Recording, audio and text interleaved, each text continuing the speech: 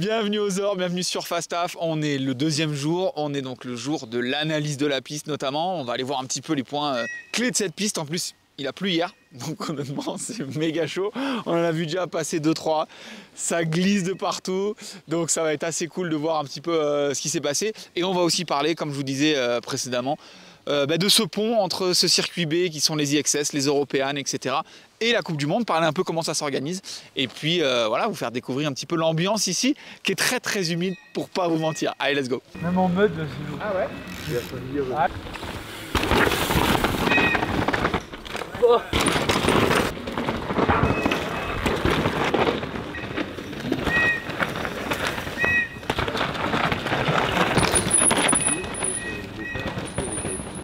Ça va Quentin? Oh ça va, franchement. Ça va. Hier on t'a élu, hier il a plu. Ouais. Et du coup c'est dans cet état et on t'a élu le mec le plus fou sur la pluie. Mais ça a pas l'air de te gêner toi, non? Bah non, moi j'aime bien franchement. C'est cool. Hein. Ah ouais, Ouais. Tu vois pas que ça glisse, tu vois pas les autres qui se mettent en travers. Si ça glisse, mais c'est cool. Genre c'est à des moments tu te mets les frayeurs, mais ça va. Hein. Ouais. Ouais. Ça te gêne pas d'arriver complètement en travers, genre devant un kick ou un truc comme ça, t'es ok quoi. Le bois si, tu sais le bois, il y a que les petits, c'est tout fin. Le grillage, mais en vrai sinon dans la terre ça va. Bah écoute, Je me régale. ouais tu te régales. Quand je vois ton vélo, je sais pas si je me régalerais, mais tu vois quand ça fait ça là, ça, regarde quand ça fait ça.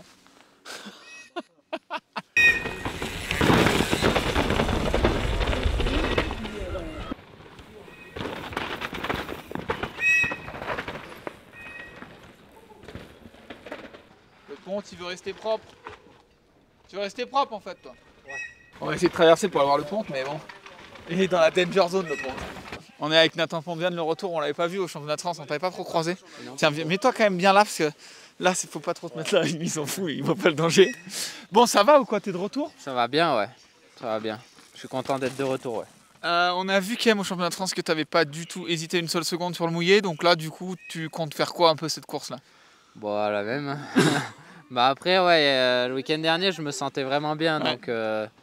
donc au final, j'y suis allé et ça l'a fait quoi. Ouais. Mais après là, ça glisse bien.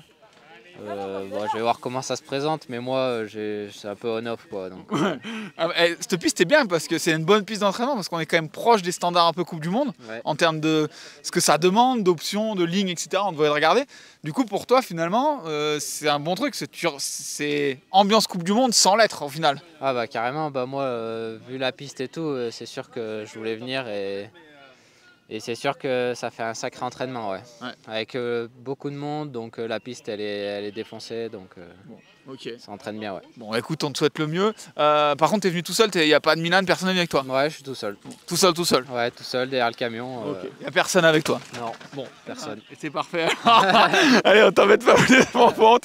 Et puis, on va devoir passer. Vraiment, il est propre. Vous voyez, c'est le seul qui est propre parce que lui, il sait où il faut rouler. Voilà, c'est pas compliqué, il faut rouler comme pente. Merci, mon pote. Avec plaisir.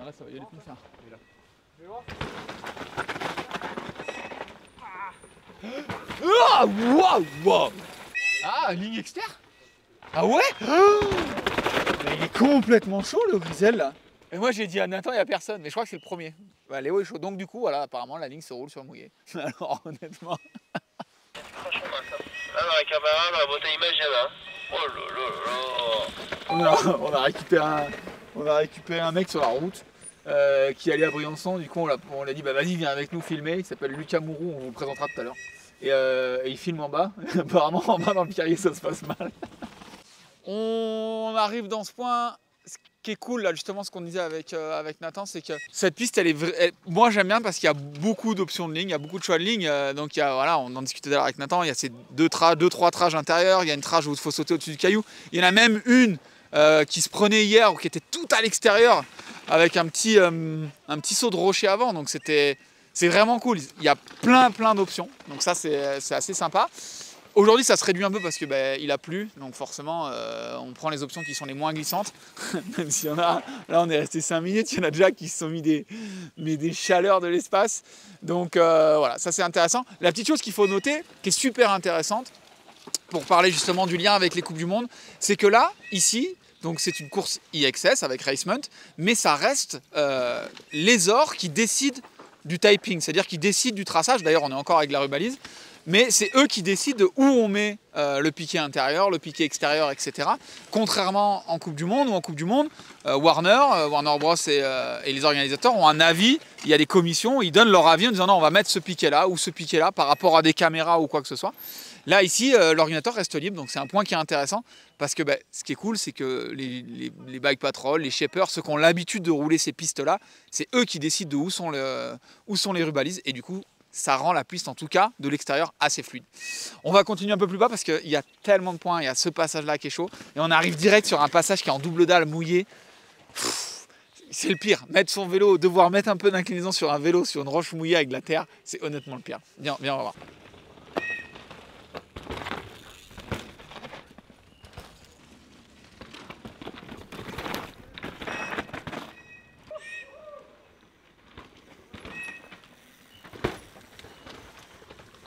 Là, on est à l'endroit où ça donne concrètement pas très envie de faire du vélo.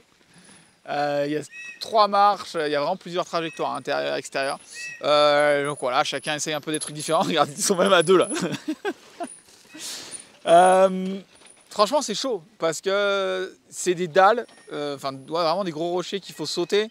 Et on est en virage, donc on veut pas. C'est dur de conserver la vitesse et de tourner en même temps. Et comme je disais tout à l'heure, il faut incliner le bike sur des parties mouillées avec des racines entre, et derrière il y a quand même un gros freinage à faire. C'est vraiment tech, franchement ça les met en difficulté. Franchement on voit vraiment une grosse différence entre ceux qui sont à l'aise vraiment c'est typiquement sur des endroits comme ça que les très bons font la différence avec les moins bons comme nous. Nous on va freiner, on va prendre le temps de s'aligner, et eux ils arrivent en glisse tout doucement, à laisser le vélo mourir, à sauter comme ça. Et pour eux, dans leur tête, ils se disent voilà, c'est le virage qui est important, c'est de tourner derrière. Et finalement, que ça glisse ou pas, ça les gêne pas. Franchement, c'est un beau passage. Restez voir là, c'est intéressant.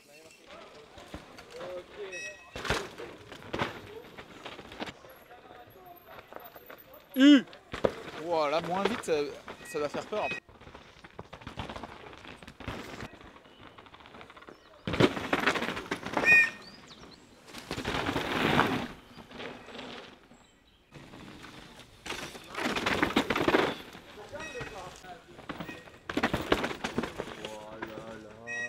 Un sudiste qui est absolument pas dans sa zone de confort.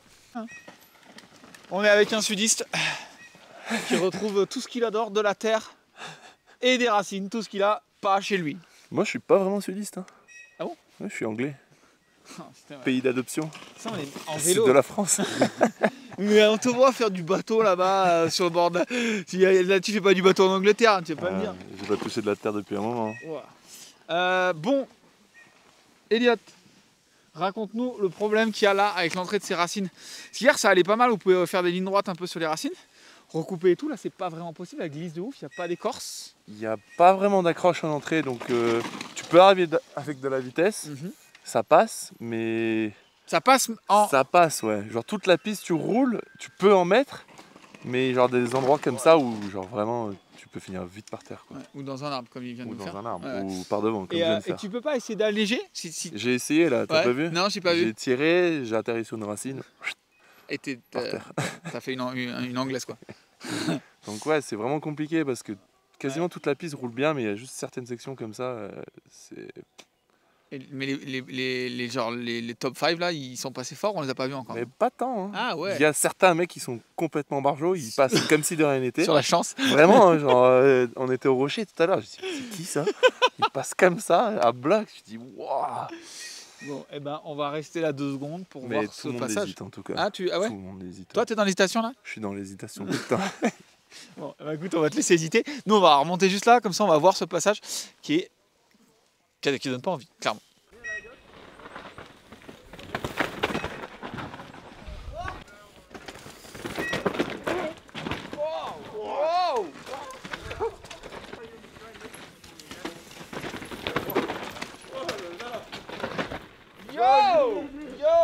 Ce qui est intéressant, c'est qu'il y a plein de dévers. Hier, ça passait bien. C'est assez fin, là, il y a plusieurs lignes encore, mais c'est quand même assez fin. Et c'est que des dévers, des petites traversées. Après, on a 2 marches aussi, il y a des dévers entre encore, il y a un beau freinage en bas.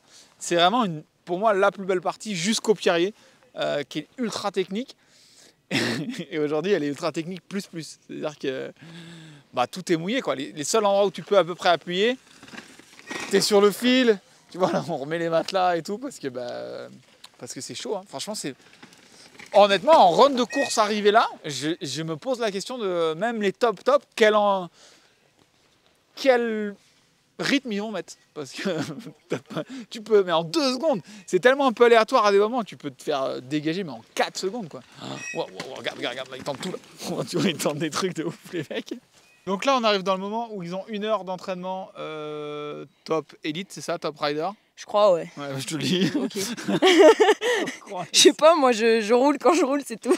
L'idée, c'est que normalement, vous ne devez pas vous arrêter, vous devez faire en entier. On va attaquer là dans pas long, là. Mais là, franchement, il y a des endroits, il faut quand même s'arrêter un peu. C'est chaud, non?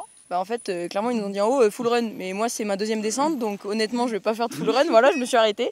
Et puis, c'est hyper glissant, honnêtement, donc faut faire attention quand même. Je posais la question tout à l'heure, j'étais en train d'expliquer ce passage. Quand on arrive en full run sur ce passage-là, qui est un peu aléatoire, c'est quoi? On baisse de rythme direct ou... Parce que tu peux laisser la course là, gratuitement. Clairement, on peut laisser la course de partout si on veut. Mais donc en fait, on est en... Ouais, on roule un peu moins fort que d'habitude. Ah ouais, alors, quand même. Ben moi, en tout cas, du moins, je roule un peu moins fort. Puis après, j'ai pas l'habitude de rouler dans la boue non plus. Ok. Mais j'essaye de faire, d'arriver quand même plus vite. Et oui, là, clairement, sur ces passages un peu racines, cailloux, ça, on baisse un peu le rythme. Et on essaye de rouler, juste essayer d'être propre et rester sur vélo, quoi, clairement. Bon, eh ben, écoute, moi, c'est ce que j'aurais fait aussi. Je pense qu'il faut faire pour gagner.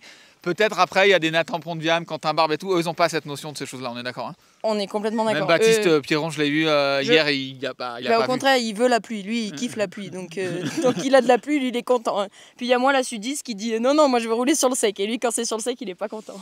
Bon, nous, on va aller voir le Pierrier. On va pas rester là parce que derrière nous, ça sort de ouf.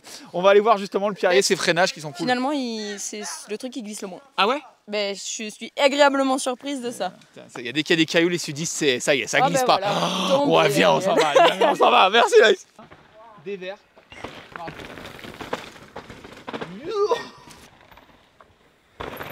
354, pas peur.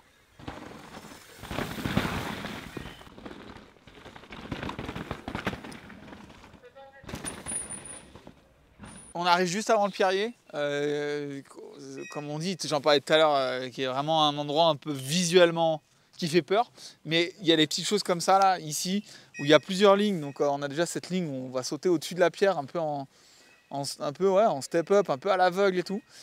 Ça glisse et surtout là, c'est déjà plein de cailloux. Ça reste dans l'ombre. Et le problème qu'il y a, c'est qu'ici, on est quand même sur une zone de freinage, puisque c'est là où on va préparer l'entrée du Pierrier. Du coup, autant dans le Pierrier, comme disait Laïs, ça glisse un peu moins parce que on laisse rouler les roues, on accélère. Mais là, il faut réussir à tourner, se placer si on doit faire la double ou pas au-dessus du caillou, et surtout commencer à choper les freins.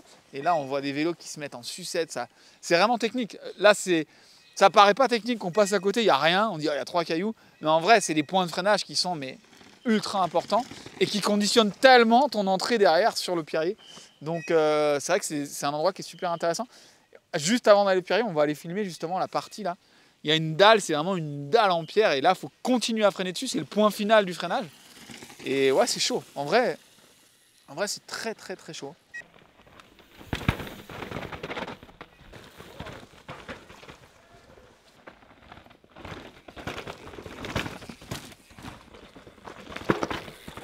Waouh, propre, hein.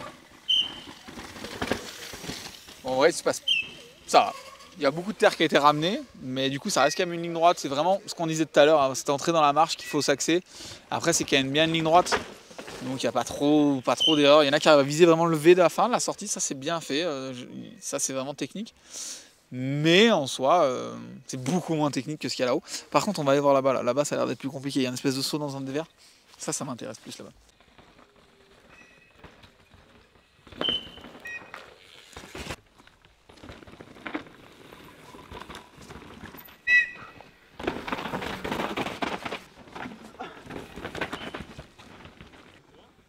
Ça, c'est ce qu'il faut faire.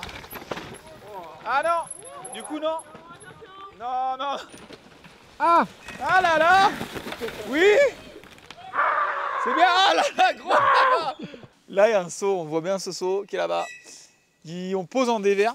Et en fait, on arrive dans un vrai dévers ultra technique, qui est déjà technique de base. Et là, ça sort. Mais là, regarde ça. Regarde, ils y sont tous. Ils vont tous là-bas. On pose dans un vrai dévers, on le voit bien, avec vraiment des roches plates, donc qui sont remplies de terre humide. Des racines qui maintenant sont vraiment sorties. La terre, elle s'est fait emporter. Donc, elle glisse vraiment, ça fait des obstacles. Et ça emmène tout le monde à l'extérieur. Il y a un chemin qui s'est fait à l'extérieur. Tellement c'est chaud, quoi. C'est vraiment dur. Je pense qu'il faut être patient dans le step-up, là, dans le saut, et c'est de ne pas ouvrir trop tôt, parce que tous ceux qui ouvrent trop tôt, ils retombent trop tôt, et après, c'est la confiance. Ce qui est intéressant, c'est qu'on le voit chez certains, ils arrivent à lâcher les freins quand même assez rapidement, ça roule, parce que derrière, il y a quand même ce gros saut où on peut mettre un peu des whips pour ceux qui veulent se faire plaisir. C'est quand même un saut qui fait entre 15 et 20 mètres. Et derrière, on a tout ce plat qui est énorme avec la motorway, tout cet enchaînement de motorway. Et en plus, ils ont des mods. Donc, finalement, ce dévers, il conditionne pour le coup énormément de la suite. Donc, voilà, ça va être vraiment celui qui va lâcher le plus dans le dévers. Mais honnêtement, moi, je ne lâcherai pas. J'irai dans le chemin avec eux là-bas, je pense. Mets-toi sur...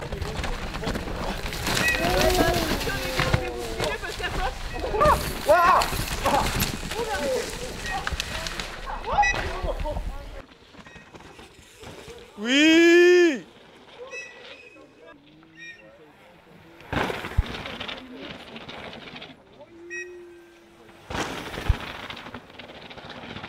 Ok, reçu. Oui! Ok, on regarde. Il est là, c'est lui que je vais vous présenter. On l'a envoyé en éclaireur ce matin très tôt pour aller filmer des mecs qui se roulent. Parce que moi je bosse. Et eux ils bossent mais plus tard. En fait. Voilà, donc on a fait une collab pour cette semaine. Demain matin, normalement, on devrait vous sortir un truc un peu incroyable. Crash. Hein? Ah Ah putain, là là. je l'ai pas filmé. Putain mais ça me saoule. Encore. Encore. Toute la vie c'est ça, je vous parle vous là. Putain. Bon, de toute façon, maintenant que t'as plus personne, t'as le temps de... Moi, je peux parler. Ok. C'est bon. Bon, en tout cas, merci d'avoir participé, c'est sympa. Du coup... J'ai eu plein de chutes, demain matin ça va être génial. Ok, bon, on n'est pas responsable de ce qu'il y a demain matin, on est d'accord? Non. Non, moi je vais que filmer. Il y a un mec qui a pété son cadre. La main dedans et tout. Non. Si. Moi, j'ai vu un gars là-bas qui a sur le whip-off là, il a posé sa roue, mais le bruit que ça a fait. Ouais, il est passé là. Ah ouais? T'as vu la roue? Ah ouais. Bah, ça fait. Bon, nous on va continuer encore un petit peu sur la partie basse, on arrive à la fin de l'heure élite, donc voilà, qui est plus tôt parce que, encore pour faire le lien avec les Coupes du Monde, sur ces courses-là, d'habitude il y a 200-250 coureurs, et là, on atteint quasiment 400 coureurs parce que voilà, il y a cet accès de Coupe du Monde, on va en parler un petit peu tout à l'heure avec Manu Hubert justement qui va nous en parler, qui se referme légèrement et qui permet à d'autres athlètes des athlètes différents à les amener dans d'autres courses, donc c'est assez intéressant. Et qu'est-ce que je voulais dire? Ah oui, ce que je voulais dire, c'est qu'on allait finir la piste là en bas et ensuite on a démarré la qualif, là, le seeding run, puisque c'est un seeding run 13h30. par catégorie. 13h30. Voilà. T'as un petit mot sur le seeding run? Je sais pas qui part à quelle heure. Il filme, voilà. Toi, tu sais pas non plus. Mais si, ça à quelle heure part ça finit? 13h30, 17h. Nathan Pontevin, 17h03. Donc Antoine Piron, 17h04.30. Et ceux qui veulent suivre les résultats en direct, je pense que sur le site de Racement, il y a un live timing.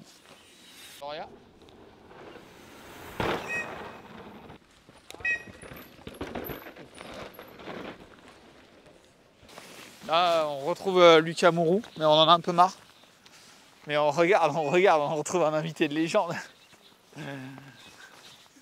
Non, on t'a déjà vu toi. Vas-y, rentre, va-t'en. Il se cache bien, hein, Il est parce beau. qu'il est petit. Hein. Il est beau ton bike au passage, hein. Je sais pas où t'as trouvé ça. Je vais dire à mon père. Ah, vous allez bien? Ça fait longtemps mon ami. Allez, toi aussi. Ça va? Déjà, c'est bien. Tu peux marcher, c'est déjà une bonne nouvelle, non? Je vais même te faire un squat là. Oh, mais t'as la flexion et tout, t'as tout récupéré là? Tu crois qu'on joue mon travail? Hein? Tu crois qu'on joue mon travail? Je sais pas, parce que moi, quand j'ai vu te faire de la réduc, j'ai vu que tu faisais de la réduc avec une botte et un plâtre et que tu faisais du 110 kx dans ton jardin. Ah mais j'étais en manque d'adrénaline. C'est une drogue. Hein. il me fallait prendre des risques. Du coup, je prenais des risques comme je pouvais. Je voulais... Oh la vache! Mais ça suffit, oui! C'est ma sœur. Salut, Non. c'est vrai? Ouais. Bah, donc, ouais, courage. Mais rentre chez toi, toi! J'étais en train de faire un truc sérieux avec Edgar Briol. Ça se passe bien, toi? Et toi? Bah ça va, écoute. Ça te rappelle des souvenirs un peu quand tu faisais faire de la race avec nous là? Ouais, ça me manque pas du tout. Regarde-le, il y en a pas un qui a un beau kit, mec. Bon, Ils sont tous... Lui, ça va, il est full black. Du coup, maintenant que tu marches, on va te revoir sur un bike ou quoi là? On peut prendre des news, on en profite là. Je dis absolument rien. Non, mais genre un indice quoi. Un indice, j'espère que les gens, la concu s'est entraînée parce que sinon ça va pas le faire pour eux quoi. Sinon ils ont perdu une année et puis après ils vont être jaloux, ils vont perdre, ils vont pas perdre parce que c'est du freeride, tu vois, c'est de l'art. Ouais. Mais j'espère qu'ils sont entraînés. Ok. C'est quoi l'horizon de qu'on puisse voir quelque chose là? C'est cette année ou? Je le vais en PLS. Je dis rien.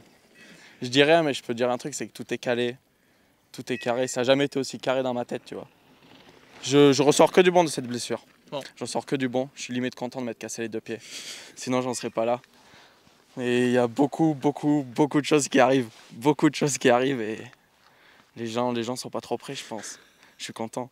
Faut au moins que ça serve à quelque chose, sinon ça sert à rien, quoi. On va le laisser parler des heures, Edgar. Bon, nous, merci Edgar pour ces news. On va aller se boire une petite canette en bas, tranquille. 1 ou 2 bières. Ouais, tranquille. Et, et nous, on redescend comme prévu, puisqu'on est en retard, puisque les qualifs attaquent. Et on voulait voir justement aussi un peu Manu Hubert et Stéphane Henry, justement, pour être leur gars et parler enfin de ces histoires de points. Comment on fait pour aller en Coupe du Monde en sortant de ces courses.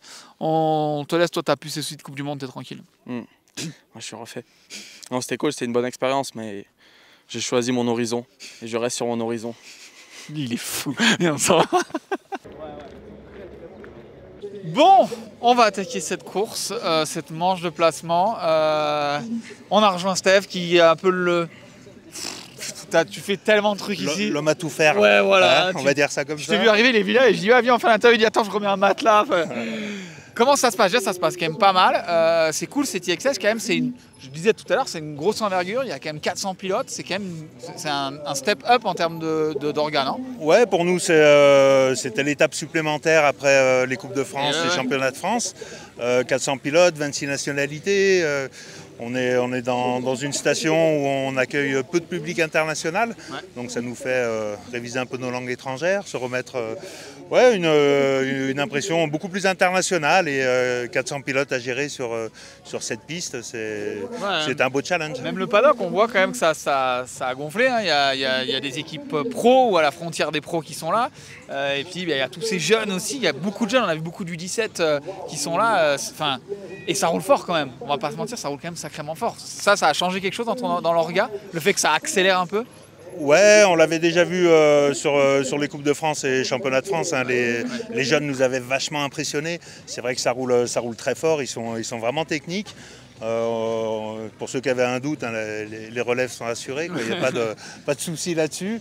Et puis oui, comme tu dis, les paddocks, de suite ça prend une autre dimension. On a été obligé de bloquer un peu plus de parking autour du front de neige. Et voilà, cette ambiance vraiment course, hein, c'est ce qu'on aime, hein, ça fait vibrer, ça fait plaisir. C'est quoi l'idée là justement des ORS, justement de rentrer dans un système comme ça de course? Alors il y a un rayonnement international là avec ce IXS, est-ce qu'on va aller plus loin? Est-ce qu'on veut être s'ancrer dans être une IXS, peut-être une continentale après? C'est quoi l'objectif aujourd'hui que vous avez avec toute l'équipe des ORS? Ouais, l'objectif depuis le départ, hein, c'est de continuer à évoluer, à monter marche par marche et puis on tient nos objectifs avec cette IXS. Jusqu'où ça ira, on verra, on ne va pas tirer le plan sur la comète non plus, mais la volonté serait bien sûr d'accueillir une Coupe du Monde un jour si on en a les moyens. Ouais, bien sûr, l'occasion, voilà, c'est un tout, hein. Mais ça permet de se tester, d'écouter aussi les retours des coureurs, des teams, de l'UCI et de continuer à évoluer. Ouais. Et en plus, chose qui est quand même intéressante, on reprend pour moi cette piste qui fait partie justement d'une piste qui a justement cette technicité d'une Coupe du Monde, en tout cas qui s'en approche, et justement peut-être la faire découvrir, parce qu'on rappelle qu'il y a un côté aussi, vous ça ne s'arrête pas qu'à la course, il y a un côté où le but c'est d'aller d'être un vrai centre d'entraînement pour les équipes quand même. Oui, bien sûr, il y a une volonté de la station depuis de nombreuses années. Il y a beaucoup de choses qui ont été développées pour accueillir du sportif de haut niveau, oui, l'été, mais aussi l'hiver. Le pôle sport innovation en est un très bon exemple. Ouais. Et cette piste avait été faite il y a quelques années dans cet esprit-là, en se disant il faut qu'on accueille du haut niveau, des jeunes, des athlètes déjà bien confirmés. Et si, encore une fois, on a l'occasion et les moyens à l'avenir, à accueillir des épreuves vraiment costaud et international. Donc là, on a déjà une belle démonstration et les premiers retours sont plutôt sympas. Ouais. Ouais, non, c'est sympa. Et ton pronostic personnel, qui gagne chez les hommes et qui gagne chez les femmes? Je suis toujours très mauvais en pronostic, mais chez les femmes, j'espère que Lisa Baumann sera bien sûr sur la première marche du podium. Elle court pour nous, elle a le maillot à étoiles, donc j'espère qu'elle revient de blessure. Donc, mais elle a l'air plutôt en forme. Et puis on va mettre une pièce sur le jeune Pierron, parce que pareil, il y a quelques affinités forcément. Voilà, on est chauvin. Hein. Bon, il ne faut pas hésiter. On rappelle pour ceux effectivement qui auraient loupé l'info, effectivement, le team Commensal Les Ors, donc qui est soutenu par Les Ors, avec Antoine Pierron notamment, Jack Percy qui revient, et Lisa Baumann. Donc il y a aussi, en plus de ça, en plus de tout ce qu'ils organisent, il y a aussi une implication dans l'équipe en Coupe du Monde, etc. Donc il y a vraiment le pied là, il n'y a plus qu'à. Voilà, je pense qu'on est bien dedans et puis c'est les bons jeunes qui nous rendent bien tout ce qu'on...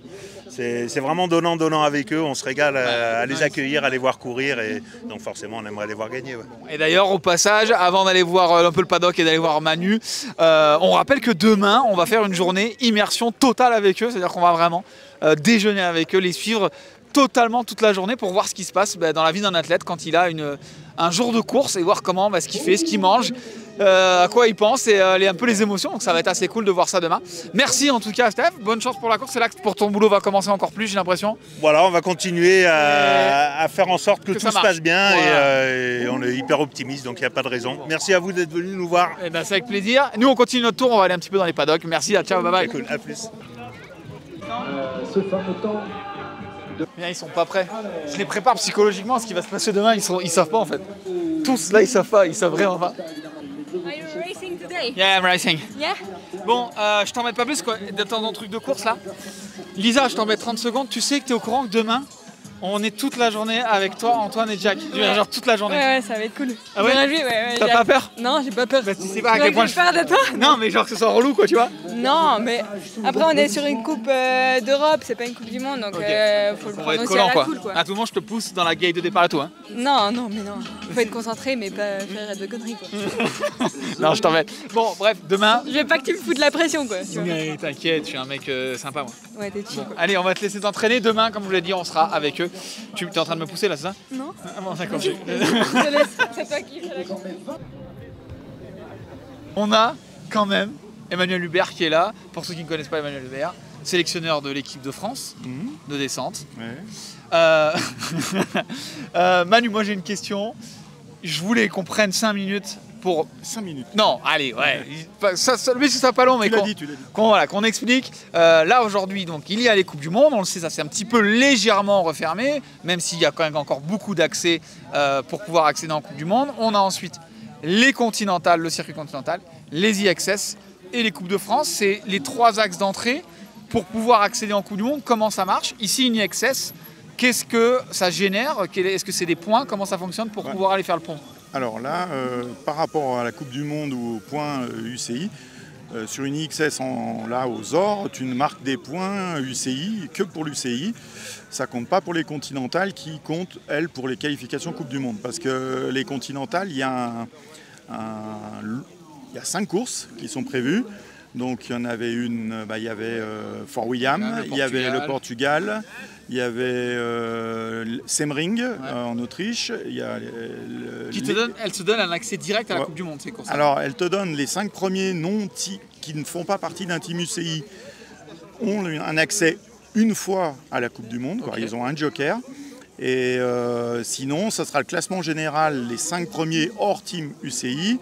qui seront invités l'année prochaine sur la Coupe du Monde. Sur une saison complète. Donc il y a encore 2 courses, il y en a une en France au Ménuire, ouais. Donc c'est une Coupe de France qui sera continentale, et une dernière XS à Kranjskagora fin de saison. Par contre, là on est d'accord que tu mets les points UCI, mais quand tu viens à rentrer dans le top 50 UCI, tu aussi peux récupérer ta place en Coupe du Monde. Ouais, mais c'est pas des courses avec des points dingues en points UCI, donc forcément, ce n'est pas celles qui te font grimper beaucoup au classement, mais bon, ça conforte des places, quoi. Voilà. On rappelle qu'il reste un accès fédération, par contre, sur chaque course. Donc on a 3 élites hommes qui peuvent participer et 4 juniors hommes, et dames, pardon, excuse-moi, hommes et dames. Ouais. C'est élite, c'est 3 et juniors, c'est 4. Okay. Donc ça a bien serré parce que l'année dernière, on pouvait inscrire 6 juniors, plus 6 quand c'était en France. Donc tu vois que là, ça a serré sévère, quoi.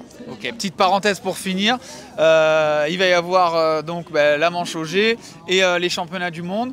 On rappelle comment sont décidés les athlètes qui sont championnats du monde. Tu dois avoir ça, c'est une réunion avec le DTN, avec la Fédé. Tu peux pas faire ça tout seul. Alors non, d'abord on a le championnat d'Europe la semaine prochaine déjà. Okay. On y va, je tiens à le préciser parce que c'est un projet qu'on a pour 2027, que j'ai mis en place avec la Fédé, de s'occuper des jeunes pour parce que les cadets de cette année seront juniors en 2027, donc je crois qu'il y aura un championnat du monde en Haute-Savoie.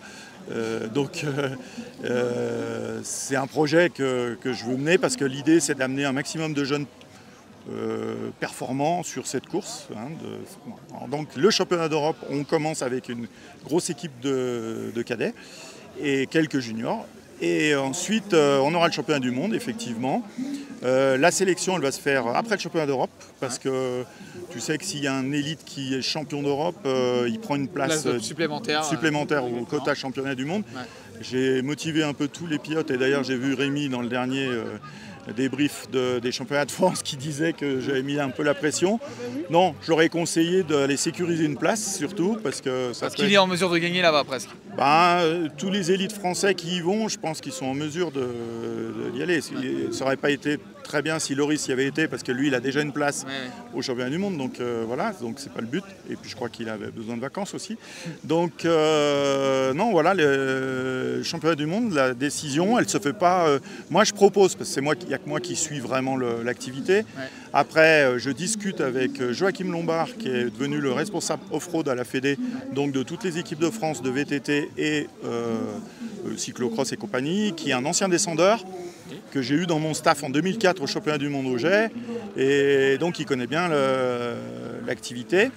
Et donc on en discute nous tous les deux, et après généralement ça passe en validation derrière avec la DTN, quoi. Le DTN, Florian Rousseau, qui sera présent au championnat du monde. Il m'a dit qu'il serait là. Donc, merci Manu pour ces éclaircissements.